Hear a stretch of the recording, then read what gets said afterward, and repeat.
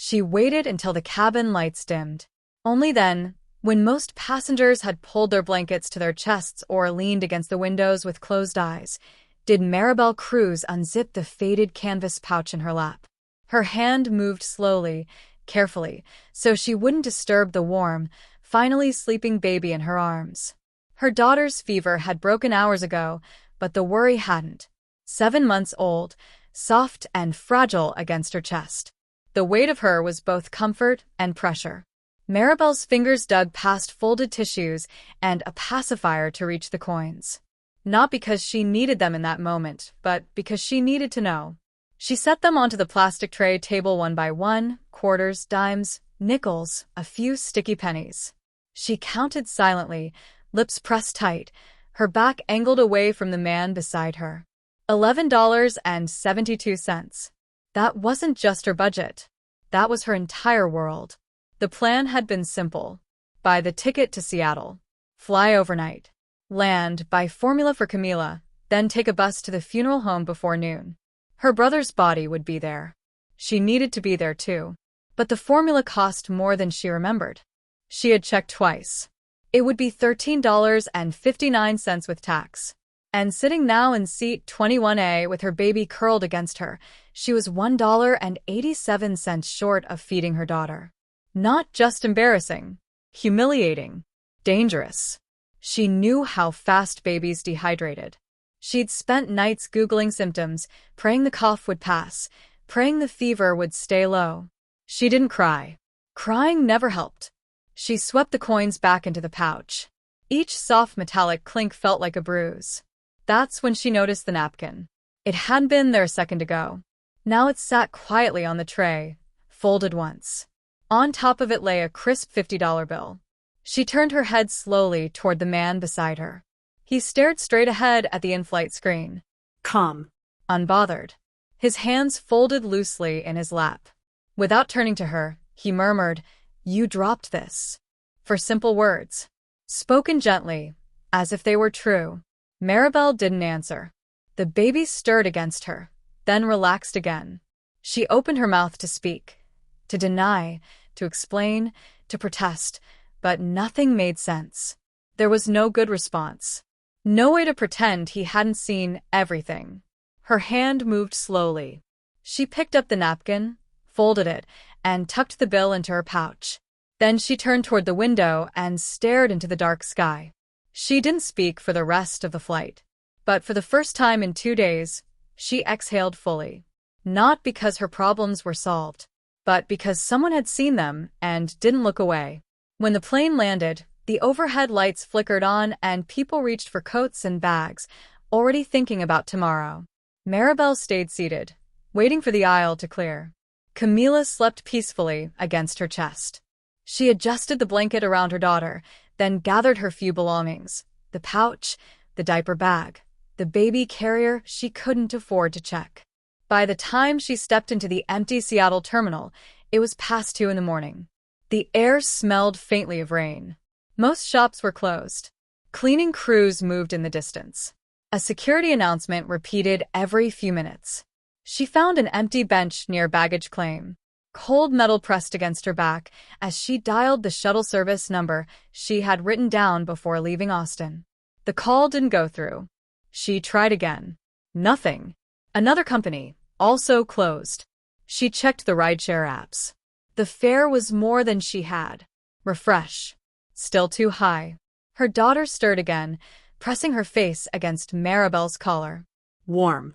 Small. Trusting. Maribel's throat tightened.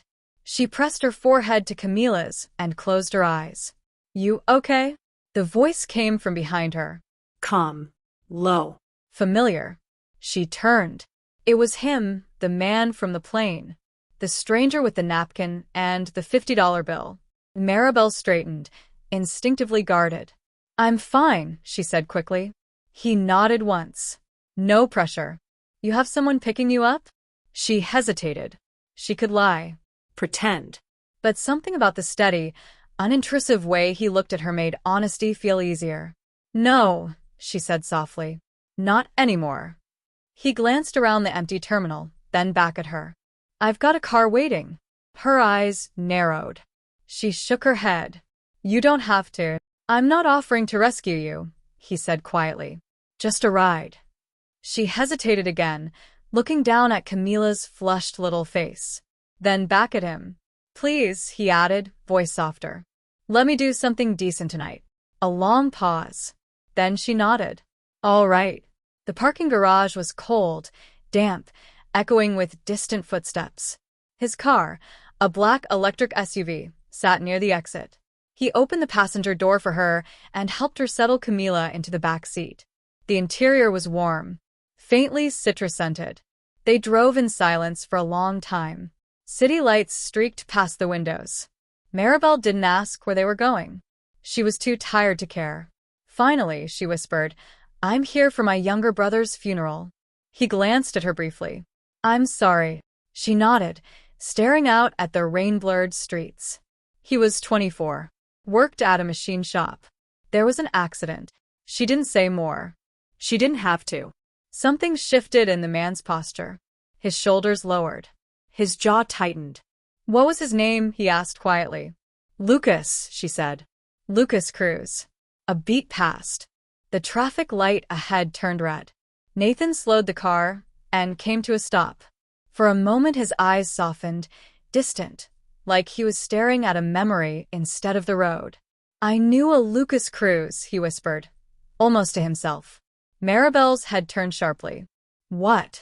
He didn't answer. Not right away. He looked at her with an intensity that wasn't fear or confusion, but something deeper, something that felt like recognition. Then the light turned green, and the car rolled forward. But the silence that followed wasn't empty anymore. It pulsed with something unspoken, something waiting. The story, whatever it was, had only just begun. The funeral home sat quietly between bare trees and a fog-drenched hillside on the outskirts of Seattle. Everything felt muted, gray carpets, soft footsteps, the faint scent of lilies and old wood.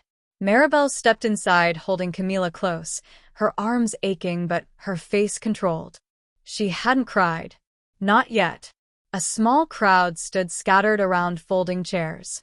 At the front of the chapel, on a table draped in ivory cloth, rested a single framed photo, a young man with kind eyes and a crooked smile. Lucas Cruz, 24 years old. Her little brother. Nathan stood in the back. He hadn't planned on coming in. He only meant to drop her off. But when she opened that door and walked into the room, alone, something inside him refused to let her face it by herself. Now he was frozen, because the photo at the front was one he had never forgotten. He stepped forward slowly, like approaching something sacred. His voice slipped out in a breath. That's him. Maribel turned. What? Nathan didn't speak. He reached into his coat, pulled out his wallet, and from an inside flap unfolded an old, creased photograph. The same denim shirt. The same crooked smile. I kept this, he murmured.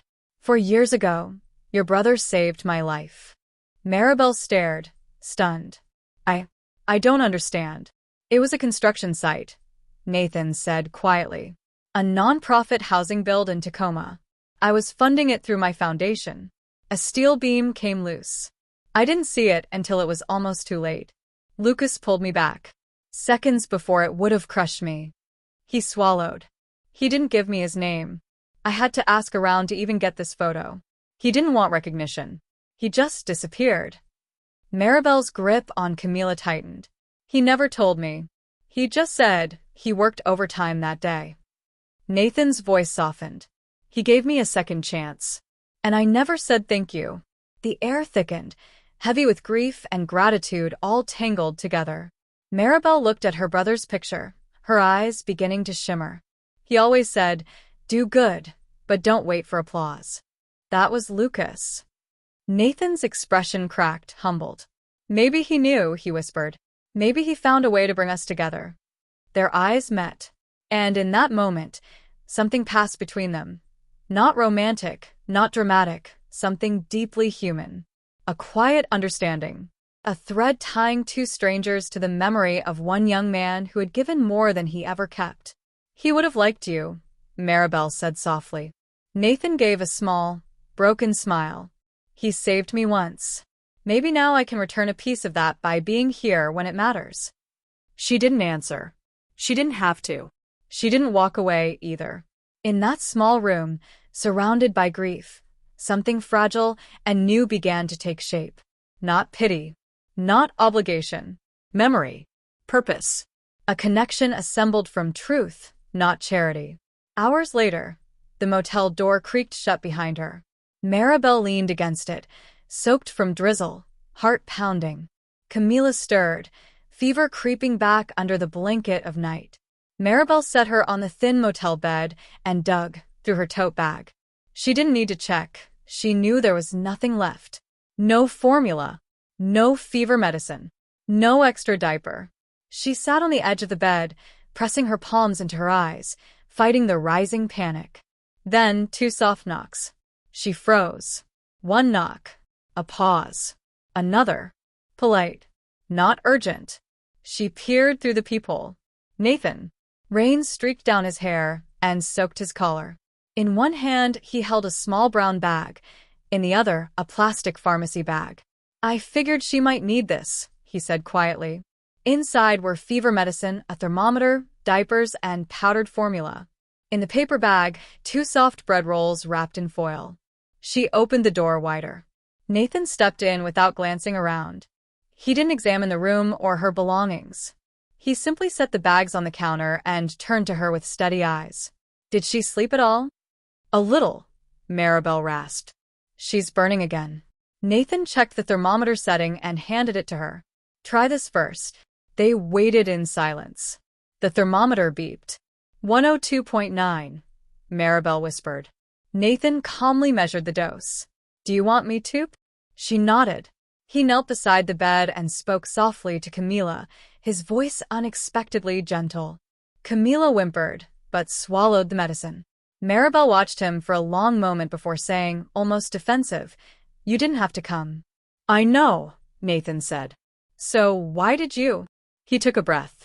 I used to think the world fixed itself if you just worked hard enough, donated enough, supported enough causes. But then your brother pulled me out from under that beam, and all I could think was, what if I hadn't been worth saving? And why was he the one who paid the price for it? Maribel's eyes filled, not from pity, but from recognition. He never told me, she whispered. That's who he was, Nathan replied. She sat beside Camila, brushing a damp curl from her forehead. I haven't let anyone in since the day I gave birth. Not once. Not even my landlord knows her name. She looked at him. But you keep showing up. Nathan didn't smile. Because someone did that for me once, and I never got to tell them. It changed everything. Camila stirred again, this time from hunger. Maribel reached for the formula, hand trembling. Nathan stepped forward, preparing the bottle without being asked. Every motion gentle, certain. He handed it to her. Their fingers touched briefly, and something real passed between them. Quiet, human grounding. Maribel fed her daughter. Thank you, she whispered. Nathan stayed. For 20 minutes, they didn't speak. The rain tapped gently against the window. And for the first time in months, she wasn't carrying everything alone. She didn't know what this was or what it could become. But she knew it wasn't a rescue. It wasn't romance. It was restoration. A reminder that not everyone in the world walked away. Morning came with dull blue light. Camila slept peacefully, her fever down. Nathan was gone. Maribel hadn't expected him to stay. She washed her face, bundled her daughter, and stepped outside. Nathan's car was still there. He stepped out, holding 2 travel mugs and a paper bag. You didn't think I'd leave without saying goodbye, did you? She looked down. I thought maybe last night was just a moment. Moments matter, he said gently. But so do mornings. He handed her a mug. Funeral coffee. No one talks about how bitter it tastes. Maribel gave a faint smile that died quickly. I have to go. My uncle's waiting. You're not asking, Nathan said. I'm offering. And I'm driving. The road was quiet. Pines blurred past. Camila slept with her tiny hand wrapped around Maribel's sleeve. He died working night shifts, Maribel said softly. Trying to send money for diapers. He never met her, but he still called her the niece who'd rule the world. Nathan listened. He used to fix broken things, she whispered. Radios. Fans. Junk people threw away. He said if he could make something work again, maybe he wasn't broken. She swallowed hard, but no one fixed him. Nathan's voice was gentle. There are people in this world who aren't allowed to fall because too many depend on them staying upright. Maribel looked at him, eyes sharp. Exactly. The cemetery was small. Rain-soaked patches of grass around cracked stones. Her uncle stood near the fresh grave, then quietly stepped away, leaving her alone, with Nathan lingering behind. Maribel knelt, placing a folded paper beside the stone. Lucas's last letter. A messy, smiley face. The words, "You're stronger than you think. And I love you anyway." Tears welled but didn't fall. "Why are you really here?" she whispered. Nathan took a beat. "I didn't know who you were when I offered to help. But I sat next to someone trying to disappear inside herself. And instead of pitying her, I wanted to understand." Maribel turned. "And now, he said softly, I want to stop assuming people are fine just because they don't ask for help." Wind swept between them. Maribel held Camila tighter. "I'm not fine," she said honestly. "But I don't want to be someone's project." "You're not," Nathan replied, steady as rain.